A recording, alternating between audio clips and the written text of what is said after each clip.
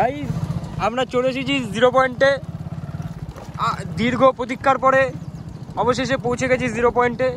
এখানে নিঃশ্বাস নিতে খুব অসুবিধা হচ্ছে, যেহেতু অক্সিজেন খুব কম। তো এখানে দীর্ঘ প্রতীক্ষার পরে আমরা চলে এসেছি 0 পয়েন্টে। এখানে আবার কুকুরও থাকে নাকি? যাই হোক, স্বপ্ন আজকে সত্যি হতে চলেছে গাইস। আমরা প্রায় চলে এসেছি, গাড়ি আর চালাতে পারছি না। 350 রয়্যাল নিয়ে এসেছি। 350 রয়্যাল নিয়ে এসে পাহাড়টা দেখিয়ে তো, পাহাড়টা দেখা, পাহাড়গুলো দেখা, ভিউয়ার্সকে পাহাড়গুলো দেখা। চলে এসেছি গাইস আমরা, আর গাড়ি চালাতে পারছি না। পিছনের ছেলেটা মনে হচ্ছে কোনো অজ্ঞান হয়ে যাবে, নিঃশ্বাস দিতে পারছি না। পেছনে ব্লগার দাদাকে দেখিয়ে দে কি রাস্তা গাইস।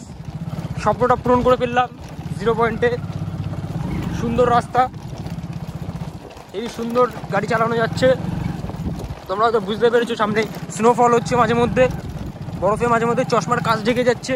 আবার একটু দাঁড় করিয়ে নিয়ে, মানে গাড়িটা দাঁড় করিয়ে নিয়ে চশমাটা আবার মুছে আবার পড়তে হচ্ছে, নাহলে কিছু দেখা যাচ্ছে না। এত বরফ চারিদিকে, বরফ বরফ আর পাহাড় আর পাহাড়, আর কিচ্ছু নেই গাইস।